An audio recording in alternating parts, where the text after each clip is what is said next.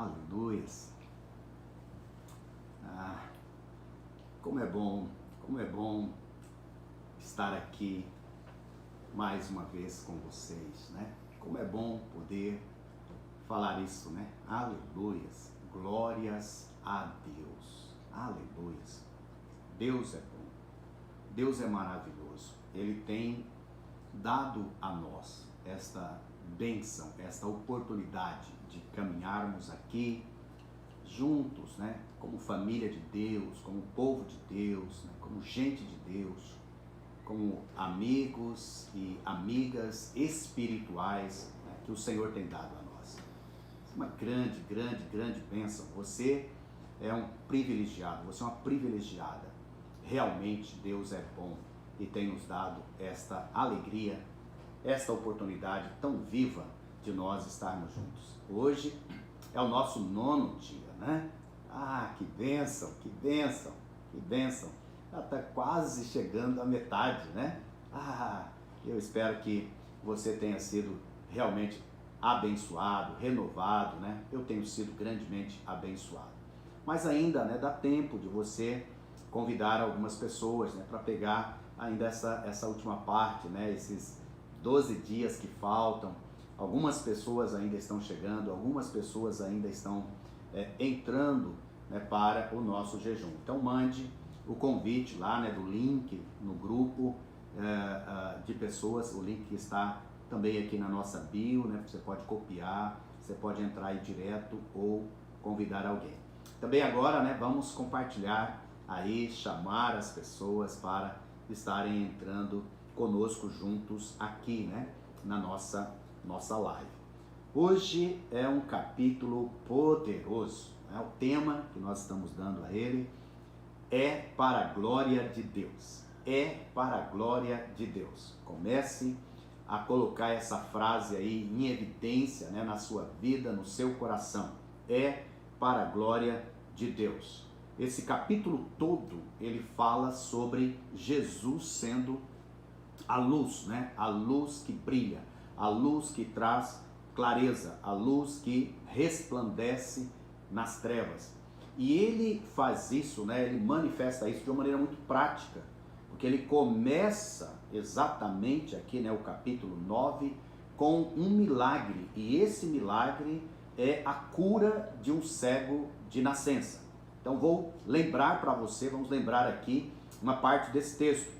Diz assim, que enquanto Jesus caminhava, né, ele viu um homem cego de nascença.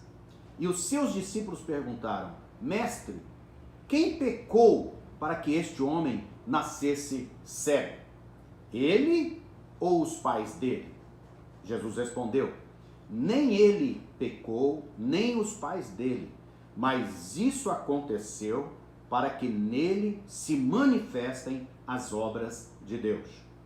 Para que nele se manifestem as obras de Deus. Para que nele o meu nome, o nome de Deus, seja glorificado. É necessário que façamos as obras daquele que me enviou enquanto é dia. A noite vem quando ninguém pode trabalhar. E enquanto estou no mundo, eu sou a luz do mundo. Olha que afirmação poderosa. Enquanto estou no mundo, eu sou a luz do mundo. Por isso ele foi capaz, né, de ser a luz na vida daquele homem. E ele continua sendo a luz, e ele é capaz de ser a luz para a sua vida, para a minha vida. O que nós precisamos hoje de clareza? O que nós precisamos hoje de enxergar da parte de Deus?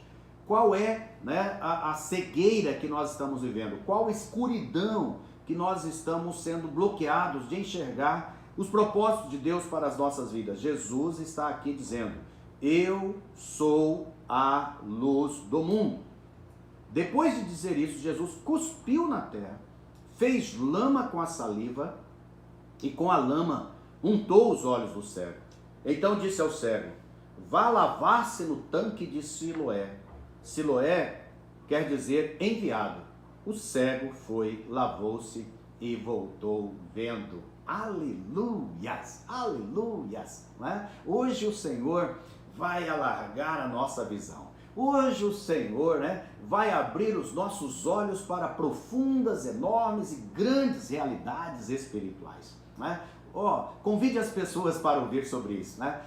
O Senhor vai nos dar aqui, né, óculos espirituais incríveis para nós vermos tudo aquilo que Ele tem para nós. Então, este capítulo especialmente, né, ele vai mostrar que Deus, ele está, através de Cristo Jesus, trazendo a sua luz. Mas trazendo a sua luz para quem? Para este mundo, né, que está em trevas. Especialmente, né, o diabo, ele é chamado, né, o Deus deste século, o Deus deste mundo, ele cegou o entendimento.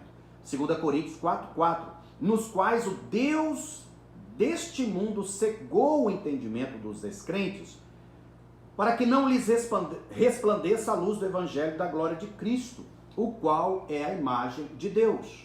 Também 2 Coríntios 4:4 fala assim, nos quais o Deus deste mundo cegou o entendimento dos descrentes. Aí esse eu já li, 2 Coríntios 4:4, perdão, Atos 26:18, para abrir os olhos deles e convertê-los das trevas para a luz e do poder de Satanás para o poder de Deus.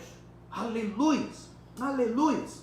Esta é a obra de Jesus, esta é a obra do Senhor, esta é a obra de Deus na sua vida, na minha vida. Não é? O Senhor está fazendo isso, abrindo nossos olhos e nos convertendo. Cada dia mais nós podemos sair das trevas para a sua maravilhosa luz. E podemos, né, sair do poder de Satanás para estarmos debaixo do poder de Deus. A fim de que nós recebamos a remissão, o perdão de todos os nossos pecados e a herança entre os que são santificados pela fé em Jesus, pela fé em mim. Então essa cegueira espiritual, né, muitas vezes ela não acontece por acaso. Ela é também fruto da obra do diabo, que veio para cegar as pessoas, né? O diabo, ele está agindo, ele está bloqueando, né, e causando resistência espiritual que impede as pessoas de receber da palavra de Deus. Então a cegueira daquele homem é muito mais do que uma doença física, é uma cegueira espiritual. E nós precisamos compreender, né, a experiência deste cego, porque a experiência desse cego fala muito da experiência das nossas vidas. Né? Então vamos ver algumas coisas aqui para aplicar a nós. Primeira coisa, né, a condição de cegueira. O verso 1 diz que, enquanto Jesus caminhava, viu um homem cego de nascença. Um dos bloqueios de quem é cego é porque o cego precisa ser visto. Se ele não for visto, né, não haverá esperança para ele. O cego é alguém que precisa de outra pessoa a quem recorrer. Ele não tem esperança se alguém não o ajudar. Esta é a condição do cego. Se alguém não levar, né, pelo caminho, ele jamais poderá encontrar sozinho o local onde ele precisa chegar. Por isso o Senhor veio ao encontro dele. Por isso que nós nos identificamos. Porque nós sozinhos também não conseguimos ir a lugar nenhum. Nós precisamos que o Senhor nos encontre. O Senhor nos encontrou um dia para a nossa salvação. Aleluias! E se você que está me ouvindo ainda não encontrou o Senhor Jesus para a sua salvação, hoje Ele está te encontrando. Ele está te encontrando através dessa palavra, através desse vídeo. Ele está te chamando, né? E para nós que já andamos com o Senhor, já temos a salvação, Ele está nos mostrando dia a dia o caminho que nós precisamos seguir. Nós sozinhos não somos nada, nós precisamos do Senhor. E assim como esse cego, não só nós, mas também há muitas pessoas na vida, né, aí no mundo, vivendo numa completa escuridão a respeito de Deus, a respeito de Jesus. Mas o Senhor, que é gracioso, está aqui declarando: eu te encontro, eu vou até você, eu quero você. Né? Aquele cego, a cegueira é uma coisa muito esquisita. Por quê? Porque ela faz com que a pessoa viva à margem de tudo o que está acontecendo. Ele era desprezado, ele não podia nem mesmo se sustentar, né? Ele vivia numa grande batalha, não havia esperança alguma, mas Jesus passou pelo caminho e olhou para ele. Jesus está olhando para você hoje. Aleluias! Consegue perceber os olhos de vida, os olhos de luz de Jesus sobre você?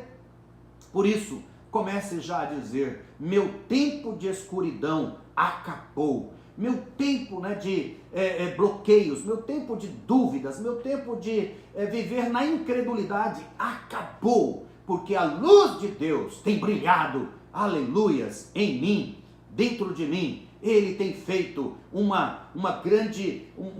grande holofote, né? um fecho de luz, aonde eu posso caminhar com segurança. Antes eu vivia nas trevas, né? Trevas fala do quê? Fala dessa escuridão total. Como é ruim nós andarmos em locais que não tem luz, nós tropeçamos e nós caímos, mas o Senhor tem brilhado a sua luz para que nós possamos andar em segurança.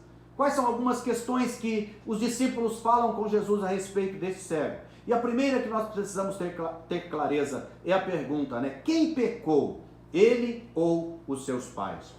Eu ouço essa pergunta muitas vezes, né? Principalmente quando as pessoas estão em situações difíceis, né? Elas estão vivendo circunstâncias complicadas, né? De total desespero, e as pessoas sempre estão perguntando, né? Para que isso está acontecendo? Né? Por que isso aconteceu? Onde está Deus nisso? Essa é uma pergunta que está ali e os discípulos fizeram para Jesus, né? Então, nesta pergunta, os discípulos colocam muitas suposições. Qual que é a primeira? A primeira suposição é que o homem sofre por causa do pecado dos seus pais. A palavra de Deus, né, nos dá claramente, nos diz que cada um levará a sua própria iniquidade. E ninguém será castigado pelos pecados dos seus pais. Veja o texto de Ezequiel 18:20. A pessoa que pecar, essa morrerá. O filho não pagará pela iniquidade do pai, nem o pai pagará pela iniquidade do filho. A justiça do justo ficará sobre ele, e a maldade do ímpio cairá sobre este. Então é muito importante você saber, meu amigo, você saber, meu irmão, né, que essa questão de que é os pais quem pecou, não é o que causa o problema ou a circunstância na vida de ninguém. Nós podemos sofrer as consequências, né, dos pecados e daquilo que nossos pais praticaram. É inevitável, né?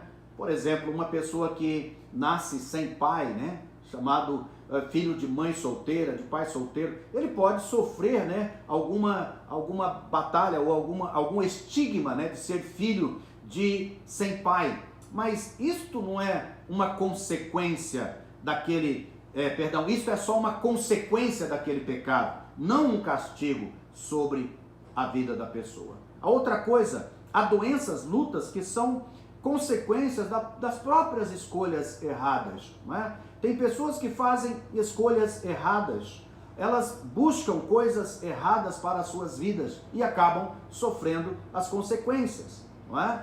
A outra possibilidade aqui que os discípulos colocaram é que ele mesmo tenha pecado ainda no útero da sua mãe. Esta era uma suposição ensinada pelo Talmud, né, o que era o livro dos judeus. Os judeus criam em algumas coisas muito estranhas, pois eles imaginavam que a criança poderia pecar desde o útero, ou seja, o bebê na barriga da mãe poderia ter pecado e ali mesmo ser punido. Por isso, lá em João 9, né, esse capítulo 34, ele diz assim: você nasceu cheio de pecado e quer nos ensinar? E expulsaram o cego. Então eles tinham umas crenças muito estranhas, não é? A outra coisa é que este homem poderia carregar um karma pelos seus pecados e pelas vidas passadas, né? Ainda que os discípulos não tivessem isso em mente, pode ser uma coisa que esteja na nossa cabeça. É muito interessante porque o Senhor não estava ali preocupado em corrigir a teologia deles. Antes mostrou que a causa não é mais importante, e sim o propósito. Independentemente da causa do problema, veja em cada situação a oportunidade da manifestação da glória de Deus. Esses dias eu me encontrei com uma pessoa, né, que estava muito abatida, muito ferida, muito enferma. Aí a gente estava conversando sobre isso. E a minha fala foi essa: pode ter certeza que Deus vai usar isso para a glória dele. O Senhor vai te levantar, o Senhor vai te abençoar, para que você possa elevar o nome dele. Quantas vezes nós não enxergamos isso, mas o Senhor está dizendo para nós. Então veja em cada situação uma oportunidade da manifestação da glória de Deus. O que você está passando? O que você está vivendo? Saiba que é para a glória de Deus. Outra coisa aqui também, que as lutas e doenças são consequências das obras do diabo. Atos 10:38 fala isso. Como Deus ungiu a Jesus de Nazaré com o Espírito Santo e com poder, Jesus andou por toda parte, fazendo bem e curando todos os oprimidos do diabo, porque Deus estava com ele. Oh, aleluia!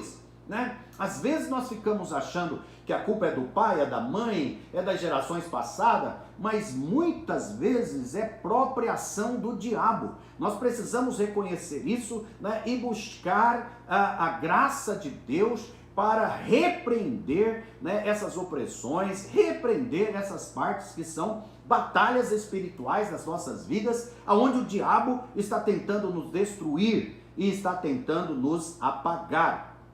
Mas outra coisa poderosa que nós vemos aqui é que, independentemente que seja obra do diabo, o Senhor veio para curar todos os oprimidos do diabo. Aleluias!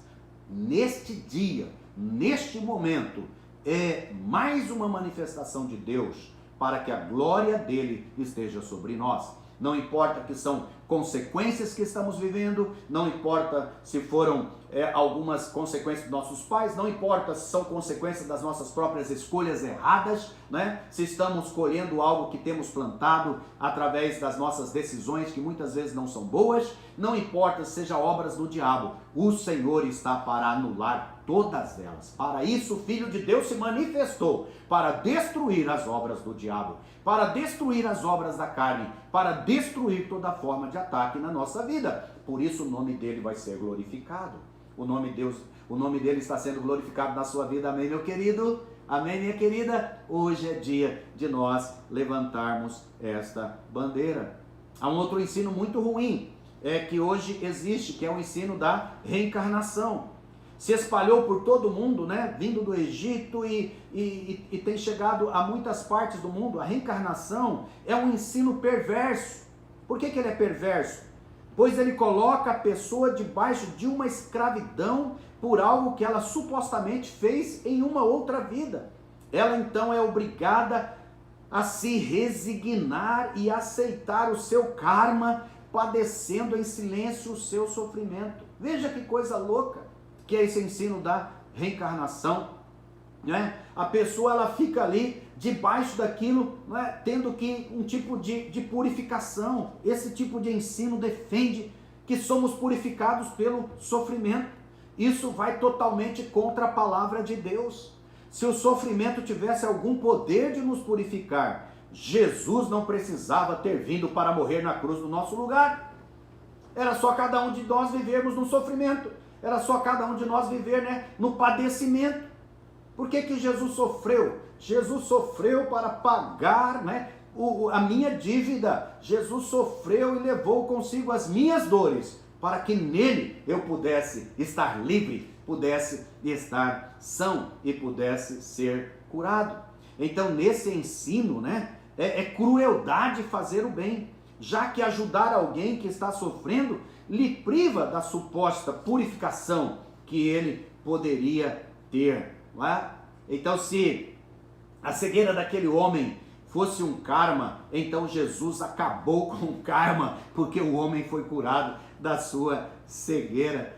Eu quero te dizer, meu amado, minha amada, você não precisa suportar uma vida miserável e infeliz. Você não precisa viver nessa miséria de vida, nem na enfermidade, porque alguém disse que esse seria o karma que você teria de suportar. Isso é uma mentira do diabo para oprimi-lo. Esse é um engano maligno para subjugar as pessoas e colocá-las debaixo da escravidão, de opressão e de tristeza. Mas para isso se manifestou o Filho de Deus, mais uma vez, para desfazer as obras do diabo. Aleluia! Não aceite isso sobre a sua vida, não. Né? Busque o Senhor, busque ajuda, né? Se você não consegue receber essa ajuda sozinho, procura seus irmãos, procura a sua igreja, procura aqueles que possam te ajudar, mas não permita ser subjugado por um pensamento de que isso está acontecendo na minha vida, né, porque veio dos meus antepassados, isso está acontecendo na minha vida, né, porque é um karma para que eu fique melhor, para que eu fique... Não, meu querido, quem vai te fazer melhor, quem vai nos fazer melhor, tem nome, é o Senhor Jesus Cristo.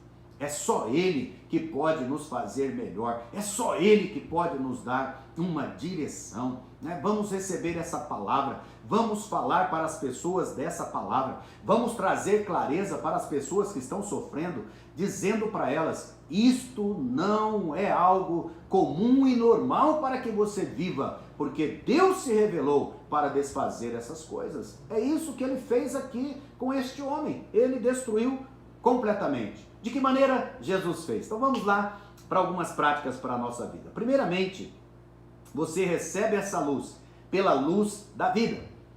Versículo 5, né, do capítulo 9 diz, enquanto estou no mundo, sou a luz do mundo. E lá no capítulo 8, Jesus diz que Ele é a luz da vida. Então, quando a vida de Deus entra em nós, esta vida torna-se nossa luz. Aleluia! É aquele farol apagado, né, aquela falta de bateria, aquilo que não mais conseguia emitir luz, agora entra dentro de você. E agora essa luz te traz luz e ele passa a ser luz. Então o primeiro passo de voltar a ver é quando a luz do mundo, que é Jesus, entra na nossa vida. Só pelo fato, né, de você louvar, estar em comunhão, receber a palavra, você estar aqui ouvindo da palavra do Senhor, você estar lendo, né, a palavra do Senhor, e nós estamos dando a sugestão de você ler pelo menos o capítulo do dia, hoje o capítulo 9, você está em comunhão com o corpo de Cristo, você está em comunhão com a sua igreja, você está recebendo a palavra, saiba de uma coisa, você está recebendo a luz já está movendo na sua vida, a luz já está amplificando dentro de você, né? Ela já está aumentando dentro de você. Outra coisa interessante aqui é que Jesus ele mistura dois elementos, ele mistura o barro com a saliva. Então o barro, Romanos 9:21 diz que o barro ou lodo simboliza a nossa humanidade, pois o homem foi feito do pó da terra, Gênesis 2:7. E o que é saliva? Saliva é algo que procede da boca. E no caso aqui, né, procede da boca do Senhor. E o que procede da boca do Senhor é a sua palavra, que é espírito e vida, conforme Mateus 4:4. Então, sendo assim, o poder curador está na união da palavra de Deus com o homem. Né? É aquilo que sai da boca de Deus, a saliva, né? Com o barro, que é aquilo que o homem foi feito. Então, quando há essa mistura, né? Quando você permite que a palavra de Deus entre em você, quando você permite que a palavra de Deus, né, misture com você, que a palavra de Deus torne um com o seu coração, e o seu coração com o coração de Jesus, né? A palavra sua com a palavra dele com a sua palavra. Esse será o meio de cura para a sua vida. Não importa o seu problema. É quando a palavra é encarnada. É quando a palavra se torna viva dentro de nós. Quando a palavra de Deus explode dentro de você, então há luz. Há luz. Se antes estava em trevas, você começa a ver, e isso acontece por uma determinação de Deus, que a maneira de Deus curar os seus filhos e tirar a cegueira que prende as pessoas é por meio da palavra. Por isso nós proclamamos a palavra, por isso nós estamos aqui todos os dias falando a palavra, por isso nós estamos trazendo revelação da palavra, e aquele que recebe a palavra, este é curado. Não deixe as mentiras de Satanás entrar na sua mente. Não deixe essas crenças erradas, né? Eu estou aqui me purgando, né, dos males que eu fiz, eu estou aqui, né, sofrendo essas coisas da minha vida, porque na outra vida eu fui uma péssima pessoa. Para com isso, não importa de onde veio essa tranqueira, o que importa é que o Senhor Jesus, né, ele veio para destruir essas obras, sejam da carne, seja do pecado e sejam do diabo. Toma posse disso, toma posse dessa verdade, tenha luz da clareza da palavra de Deus em você. Veja só, Provérbios 4, 20, 22 diz assim: meu filho, escute as minhas palavras. Meu filho, escute as minhas palavras. Preste atenção aos meus ensinos. Oribalabashaya. Não deixe que eles se afastem dos seus olhos. Por isso você precisa ler. Por isso você precisa estar vendo a palavra. Por isso você tem que estar contemplando a Cristo, né? E lendo a palavra e ouvindo a palavra. Guarde-os no mais íntimo do seu coração. Guarda lá dentro. Por quê? O que ele vai dizer sobre a palavra, as palavras? Porque são vida para quem os encontra e saúde para todo o seu corpo. Aleluias! É pela palavra que as coisas são criadas. Deus disse: haja, né? Haja luz, houve luz. Haja os animais e houveram os animais. Haja separação entre uma coisa e outra, né? Haja os répteis e haja árvores. É através da palavra que as coisas são feitas, meu querido. É a palavra que tem poder para as nossas vidas, porque são vida para quem os encontra e saúde para todo o seu corpo.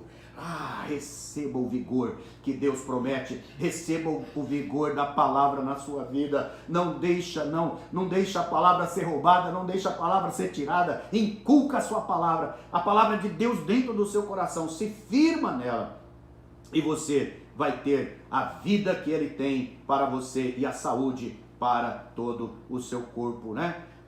Saúde para todo o seu corpo.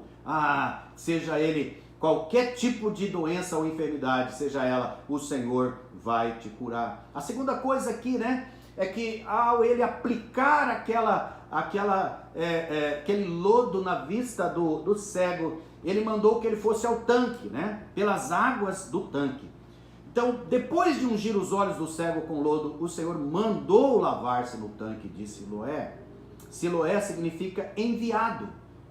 E enviado aqui revela exatamente a pessoa do Espírito Santo que nos foi enviado pelo Pai. Veja João 15, 26.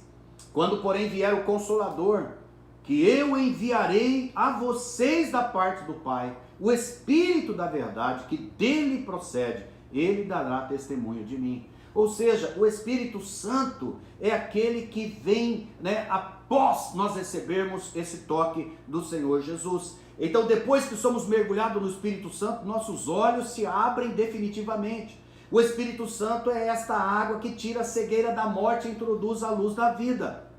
E o Espírito Santo é enviado de Deus para nós. Isso quer dizer que nós precisamos receber dele, sermos batizados nele. Nós precisamos ser batizados e sermos mergulhados, imersos no Espírito Santo. Nós somos daqueles que creem, sim, que a experiência com o Espírito Santo é uma segunda experiência, não é? São experiências distintas. Uma é a experiência do novo nascimento. É como ter uma luz acesa. A outra é ter o azeite sobrando na lâmpada. Oh, aleluias!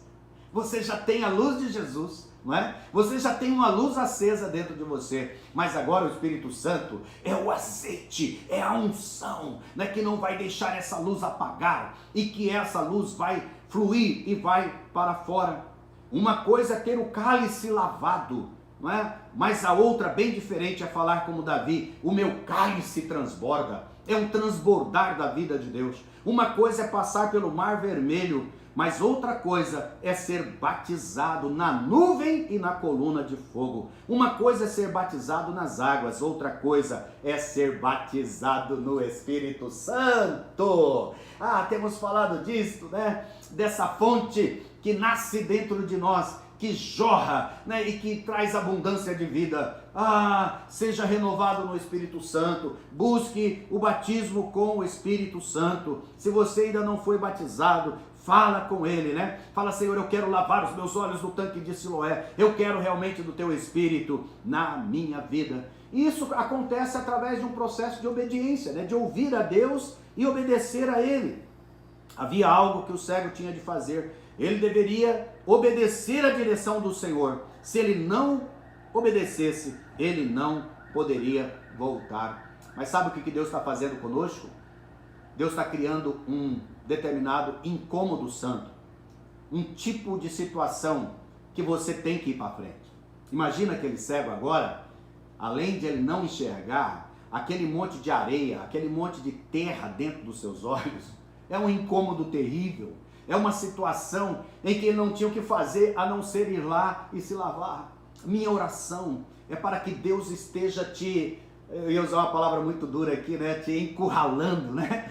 Mas é que Deus esteja colocando você numa situação que você não tem mais para onde ir, a não ser ir para Ele, né? Que você não tenha outro lugar para buscar, a não ser o Espírito Santo. Você já teve a experiência da salvação, você já teve a experiência da remissão, mas o Senhor está dizendo: é tempo agora de lavar pelas águas do Espírito, para que uma fonte jorre dentro de você, né? O Senhor não deixou condição para aquele cego, porque se ele fosse embora daquela maneira, imagina só, ele estaria pior do que a primeira situação, mas o Senhor deu a ele uma direção. O Senhor está dando uma direção para você e para mim hoje. Vamos nos encher do Espírito Santo. Um dos propósitos desse jejum foi para que a vida de Deus fluísse com grande poder e com grande glória em nós e através de nós. Nós queremos terminar esse jejum, né, com uma conferência aqui de avivamento, de busca de poder, de busca de unção de Deus, de um transbordar da glória do Senhor. O Senhor vai transbordar nas nossas vidas. E por fim, aquele homem, né, ele agora se torna um enviado. As pessoas que foram lavadas pelo enviado, elas mesmas também se tornam um enviado. Depois que nós recebemos o batismo com o Espírito Santo, nós nos tornamos enviados também para a glória de Deus. Aquele homem, né, ele teve uma situação muito difícil no verso 34. A palavra de Deus diz que ele até mesmo foi expulso da sinagoga e expulso, né, da casa dos seus pais que foram indiferentes a ele. O que quer dizer isso? Que quando a gente está em Cristo, o Senhor vai nos levar para novos lugares. O Senhor tem novos horizontes para você. O Senhor tem novos lugares para você chegar e para proclamar as verdades dele. Então você é um enviado para contar as tremendas obras que Deus tem feito na sua vida.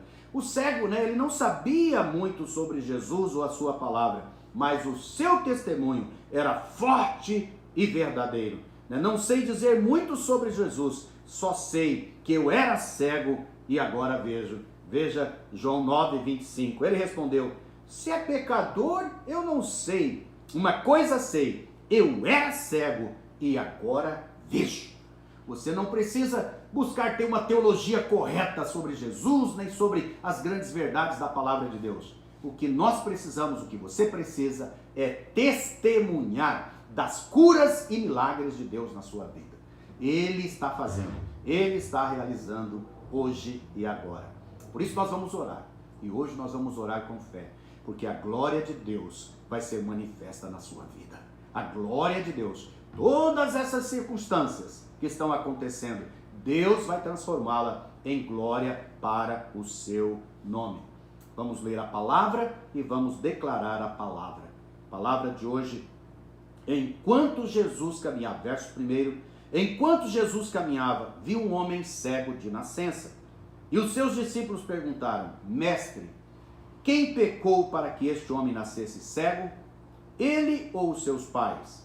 Jesus respondeu: nem ele pecou, nem os pais dele, mas isso aconteceu para que nele se manifestem as obras de Deus.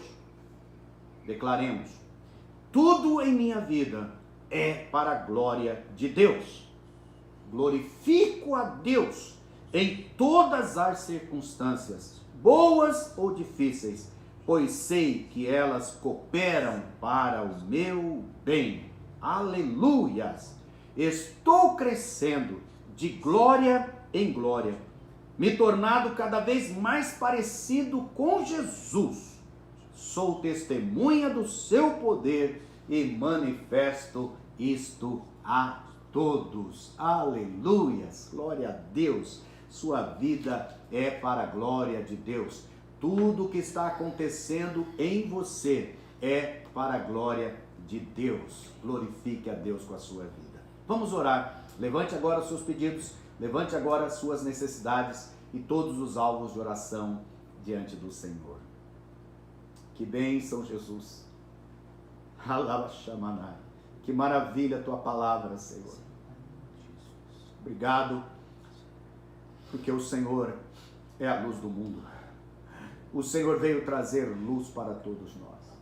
Louvado seja o teu nome, porque o Senhor já nos tirou das trevas. E agora temos a luz da revelação. Agora temos a luz da palavra. E agora, Pai, nós podemos chegar diante de Ti, ó Pai, com ousadia. Podemos chegar diante de Ti, ó Pai, com autoridade da palavra. Para colocarmos ao Senhor todas as nossas necessidades e os nossos pedidos. Sabendo que o Senhor nos atende, o Senhor nos abençoa. Ó Pai, atende agora nossos pedidos, ó Deus. Especialmente, Pai, os pedidos de cura. Cura a nossa cegueira, Pai. Cura, ó Pai, a nossa falta de visão. Às vezes não enxergamos nem o que o Senhor tem para amanhã. Quando o Senhor quer nos mostrar o que o Senhor tem para o resto das nossas vidas. Abra as nossas visões espirituais. Abra as nossas visões para entendermos os Teus propósitos para as nossas vidas. Ó Senhor, olha para as nossas circunstâncias difíceis e nos mostra, ó Deus, que elas são simplesmente para que a Tua glória seja manifesta. É para a Tua glória, não é para mais nada, é para a Tua glória. O Senhor vai agir, o Senhor está agindo em cada uma delas, na minha vida e na vida dos meus irmãos, para que o Teu nome seja glorificado. Por isso, ó Pai, salva essas vidas que temos relacionados aqui. Cura as doenças daqueles que estão precisando deste milagre.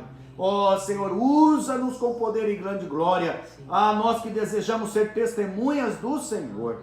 Deus, nos usa para a Tua glória. Assim como o Senhor foi enviado, nós também somos enviados, porque a luz do Senhor está em nós.